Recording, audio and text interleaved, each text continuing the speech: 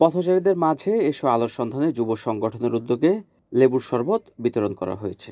চাষাঢ়া কেন্দ্রীয় শহীদ মিনার মোড়ে এসো আলোর সন্ধান যুব সংগঠনের পক্ষ থেকে বর্তমানে গরমে তৃষ্ণার্ত মানুষের মাঝে পথচারী, যানবাহন চালক ও খেটে খাওয়া দিনমজুর মানুষের মাঝে এই লেবুর শরবত বিতরণ করা হয়।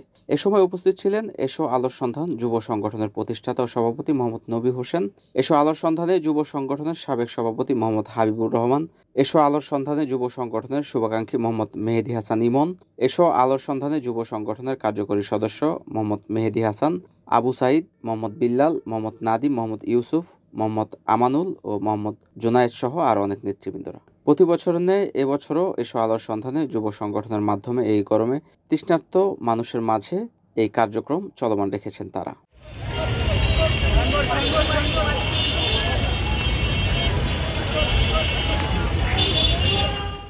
NAN TV, Narayanganj.